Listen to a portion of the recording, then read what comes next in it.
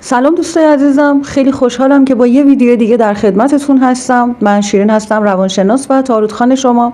همونطور که توی بیوگرافی چنل و توضیحات نوشتم، اینجا فقط قرار نیست که برای شما انرژی خوانی انجام بدم. کار دیگه‌ای هم قراره با هم دیگه انجام بدیم. من قراره بهتون یه سری آموزش ها که البته آموزش نمیشه گفت ولی تجربیات خودم هست که خیلی دلم میخواد اونا رو با شما شیر کنم و به اشتراک بذارم. تجربیاتی در مورد دعا، طلسم، جادو، انرژی‌های منفی، پاکسازی ها. و حالا وقتی که تعدادمون بیشتر بشه من حتما باهاتون در مورد این که چطور برای خود من انرژی منفی زده بودن، برای خود من دعا و طلسم گرفته بودن و اینکه چه اتفاقی افتاد، چطوری شد و چطوری پاکسازی کردم، همه رو براتون توضیح میدم. یه سری نکات آموزشی خیلی خوب هست که برای من تجربه شده، یعنی خودم تستشون کردم، جواب گرفتم و دلم میخواد که با شما به اشتراک بذارم. توی این ویدیو نمیخوام در مورد دعا، طلسم و جادو باهاتون صحبت بکنم. اونو اختصاص میدیم به یه ویدیوی کامل و مفصل که فقط در مورد خودش حرف بزنیم. اینکه شرایط خیلی سختی داشتم و چطوری پاکسازی کردم و همین برای من یه انگیزه شد و دلیلی شد که در این مورد دانش بیشتری کسب کنم، اطلاعات بیشتری کسب کنم و از همه مهمتر اینکه به دیگران کمک کنم، چون دلم نمیخواد واقعا اون سختی هایی که من کشیدم یه نفر دیگه هم دقیقاً تجربهشون کنه. اما این ویدیو در مورد اینه که من یه تلپاتی که خودم انجام دادم و خیلی تلپاتی خوبی هست، میخوام بهتون یه سری اطلاعات بدم که اگر درست و اصولی انجامش بدید مطمئنم که نتیجه میگیرید ازش. این تلپاتی اسمای زیادی داره. تلپاتی نجوا بهش میگن، پچ پچ بهش میگن، تلپاتی رویا بهش میگن، خیلی اسمای مختلفی داره. خب بدون معطلی میریم سر آموزش تلپاتی. اما قبلش خیلی ممنون میشم ازتون اگه چنل رو سابسکرایب کنید، پست‌ها رو لایک کنید و توی کامنت ها با من تعامل داشته باشید. اگر نظری دارید، پیشنهادی دارید یا هر گونه سوالی دارید میتونید توی کامنت ها برام بنویسید. برای رزرو انرژی خوانی شخصی هم میتونید به شماره‌ای که روی صفحه گذاشتم که شماره واتساپ هم هست میتونید فقط پیام بدید و اونجا انرژی خوانی شخصیتون رو رزرو کنید. بریم سراغ تلپاتی پچ پچ یا نجوا. ببینید تلپاتی ها رو شما باید زمانی انجام بدید که خیلی خیلی خیلی اطرافتون ساکته و خودتون خیلی ریلکس هستین، یعنی یه آرامش خاصی باید داشته باشید. هیچ صدایی، هیچ چیزی نباید حواس شما رو پرت بکنه و تمرکز شما رو به هم بریزه. به خاطر همینه که تلپاتی ها رو اکثرا میگن شب قبل از خواب انجام بدید که هم خودتون تو حالت آلفا هستید و همین که بقیه خوابن و کلا تمام شهر در سکوت و آرامشه و صدای خاصی هم اون وقت شب نیستش که بخواد تمرکز شما رو به هم بریزه. وقتی تو حالت آلفا هستید چشاتون رو میبندید و اون شخص مورد نظرتون رو توی جایی که دیدینش قبلا، مثلا اگر محل کاری داره توی محل کار خودش تصورش کنید که نشسته روی یه صندلی، یا اگه میزی داره پشت میزش نشسته. اگه محل کار نداره مثلا توی خونهشون یا هر جایی که قبلا دیدینش توی اون موقعیت و میدونید که توی اون موقعیت هم زیاد قرار میگیره، مثلا مغازه‌ای داره یا اتاق خودش، هر جایی، یا توی ماشینش مثلا نشسته. شما طرف رو تصور میکنید توی مکانی که زیاد اونجا میره و بعد خودتون رو تصور میکنید که آروم آروم آروم بهش نزدیک میشید. بعد اون شما رو نمیبینه. شما باید انقدر حستون و تمرکزتون قوی باشه که وقتی دارین بهش نزدیک میشین بوی تنش رو حس کنید، نفساشو، صداشو بشنوید، بوی عطرش رو حس کنید. خیلی باید تصویرسازیتون قوی باشه. همونطوری که در مورد قانون جذب میگن تصویرسازی باید قوی باشه، اینجا هم دقیقاً همینطوره. پس شما با تصویرسازی خیلی خیلی قوی خودتون رو نزدیک میکنید آروم آروم به شخص مورد نظرتون. نزدیک گوشش، سرتون رو میبرید نزدیک گوشش و خیلی آروم آروم توی گوشش زمزمه میکنید. به این خاطره که بهش میگن تلپاتی نجوا یا پچ پچ یا زمزمه.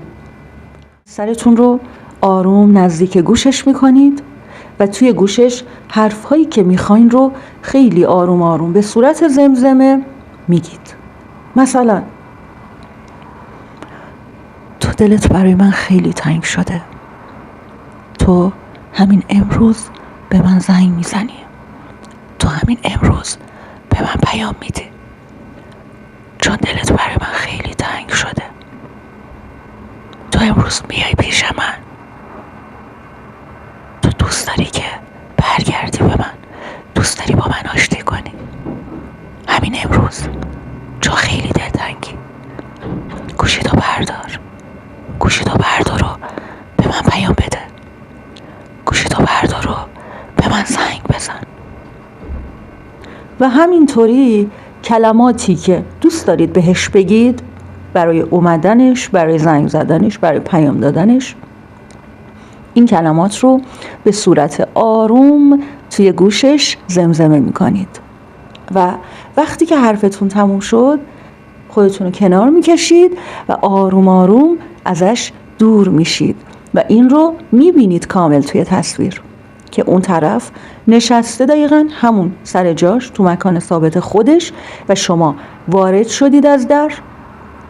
یعنی باید انقدر تصویر سازیتون قوی باشه که مثلا اگه طرف توی مغازش نشسته شما باید ببینید که از پشت شیشه مغازه یا اتاق کارش یا هرچی شما در رو آروم باز کردید، اون شما رو نمیبینه، متوجه شما نیست و شما خودتون رو بهش نزدیک میکنید، سرتون رو میارید پایین کنار گوشش و حرفایی که میخواید بهش بزنید رو آروم آروم توی گوشش زمزمه میکنید. خب حالا زمزمتون تموم شد، شما ازش دور میشید، دوباره در رو میبندید و تمام. و اینجا تلپاتی شما و شخص مقابلتون به پایان میرسه. مثلا اگه طرف توی ماشینش پشت فرمون ماشینش نشسته توی خیابون، شما باید تصور کنید که میرید در ماشینش رو باز میکنید، میشینید جلو و خودتون رو بهش نزدیک میکنید و در گوشش هر چی که دلتون میخواد اون بشنوه رو تکرار میکنید. پس متوجه شدید که تصویرسازی چقدر باید دقیق و چقدر باید واقعی باشه. یعنی اول از همه خودتون باید این رو قبول کنید و بپذیرید، یعنی باید باورش کنید. من وقتی تلپاتی انجام میدادم همینقدر دقیق و قوی بود کاری که میکردم. به خاطر همین میگم که هر چقدر قوی تر باشه، اگر تلپاتیتون سرسری باشه، اگر جایی باشه که صدا تمرکز شما رو به هم بزنه، تلپاتیتون جواب نمیده، یعنی که شما دارین اون کار رو درست انجام نمیدین. پس باید آرامش خودتون خیلی مهمه، اینکه قبلش یه دمنوشی یه چیزی بخورید که ضربان قلب نداشته باشید، ریلکس باشید، مدیتیشن کرده باشید و از نظر جسمی و روحی کاملا در آرامش باشید و آمادگی انجام تلپاتی رو داشته باشید. تلپاتی ها برای همه اشخاص جواب نمیدن بچه. یعنی شما باید شخص مد نظرتون باید اون آدم درستی باشه که قراره براش تلپاتی انجام بدید. مثلا کسیه که شما واقعا همدیگه رو دوست داشتید، با هم رابطه داشتید. شما نمیتونید برید برای یک نفری که هیچ حسی به شما نداره برید تلپاتی انجام بدید. نمیشه، اینو جواب نمیگیرید. حالا اگه روی یکی کراش دارید میتونید این کار انجام بدید. دوست دارید که اون طرف بیاد پیام بده. کراش دارید، مثلا طرف رو میشناسید کاملا، حالا هم کلاسی هستید، همکار هستید، فامیل هستید، همسایه هستید، اما روی یه آدمی که کلا سرش تو زندگی خودشه و اصلا هیچ تمایل و هیچ علاقه به شما نداره و رابطتون هم یه رابطه نشدنیه، شما نمیتونید تلپاتی انجام بدید. اگر که برای شما و عشقتون انرژی منفی زده باشن، دعایی گرفته باشن، خیلی راهکارا بلدم بهتون یاد بدم که چیکار کنید که انرژی منفیتون از بین بره و رابطتون دوباره مثل قبل بشه. خب دوستان عزیزم، دیگه وقتتون رو نمیگیرم. امیدوارم این تلپاتی رو انجام بدید و ازش نتیجه بگیرید که اگر با باور قلبی و نکاتی که بهتون گفتم درست انجامش بدید، مطمئنم نتیجه میگیرید، مطمئنم. دیگه اینکه ویدیو رو لایک کنید، اگه میشه کامنت هم بذارید، تعامل داشته باشیم با هم دیگه، منم بخونم نظراتتون رو. و اینکه حتما چنل رو سابسکرایب کنید. چنل ما خیلی تازه کار و نوپاس و من چند روزه که دارم توی چنل ویدیو میذارم و با حمایت کردن، با ساب کردن باعث میشیم که خیلی زود تعدادمون بیشتر بشه، پست ها به آدم های بیشتری نشون داده بشن. شاید یه کمکی باشه برای کسی که الان حالش بده و به کمک من و شما نیاز داره. تا برنامه بعدی، خدا نگهدار.